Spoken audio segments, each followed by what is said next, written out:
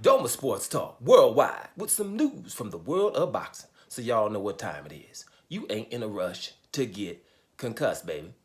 Now, in lieu of the Errol Spence Terrence Crawford fight and what we gonna do, you got the Jamel Charlo going up to fight Canelo Alvarez, and you got things going on from that 147 to 154 area. Jamel Charlo going up to 168 pounds to fight Canelo, but we're looking at what is Terrence Crawford going to do? Hey, what is Errol Spence going to do? Right? What is Errol Spence going to do? Is he going to stay out for a while? Do we think he should do that?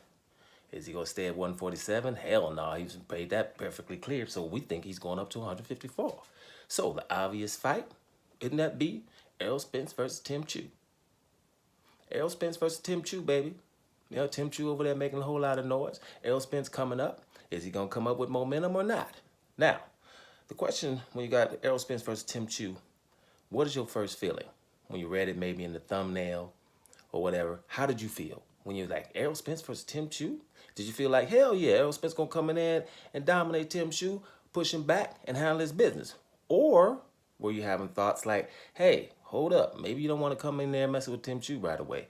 Maybe you need to take a break, right, before you come in there at 154 doing whatever you're going to do. And my point here is that's why that's in the thumbnail, the Tim Tszyu thing. Because if you don't feel that Errol Spence is ready for Tim Tszyu, that's 154 pounds. That's what's going to be happening, right? And my point is the same thing. I'm kind of a little bit, I'm not going to say worried, but apprehensive about what Errol Spence is going to do going forward for the simple fact of adjustments.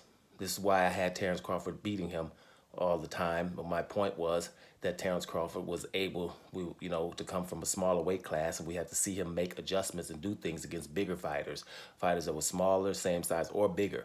With Errol Spence, we've seen him fight one particular style. If that's not going to work, then what's going to happen? Where are the adjustments going to come from? Moving up to 154, 160 in that thing, are you going to be pushing people around, pushing people back? After that loss to Terrence Crawford, too, on top of that, it's going to be an issue. So we're going to have to see Errol Spence do a lot of adjustment. And I think it's going to have to be some Rocky 3 type of stuff.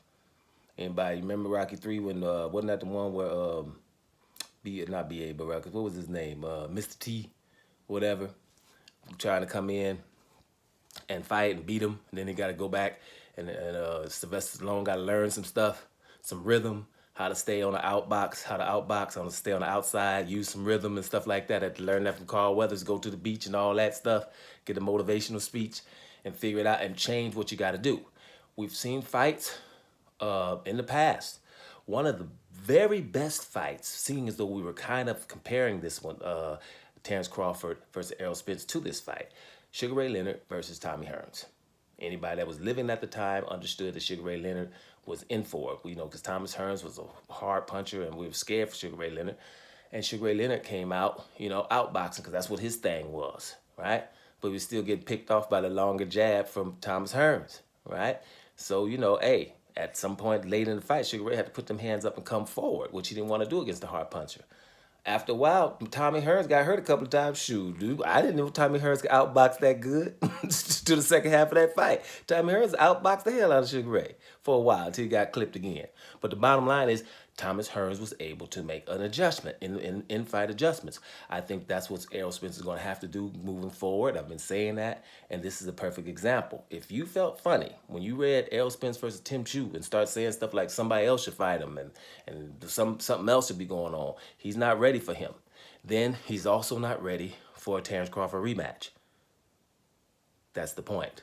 If you don't think he can deal with Tim Tszyu, then he's really not ready. You don't believe he can deal with Terrence Crawford in a rematch either. So that's what that question was for, because if we think that Errol Spence is going to be ready in the next fight to come back and to deal with a Tim Tszyu or a Terrence Crawford, then he needs to be able to deal with a Tim Tszyu or a Terrence Crawford, either one of them. If you don't think he's strong enough for one of them, he's probably not the other one. So that's what I'm saying. He's going to need some time off right now. He can't get hit in the head for a while anyway. So just straight up defense and footwork and other things, those attributes we haven't seen him do.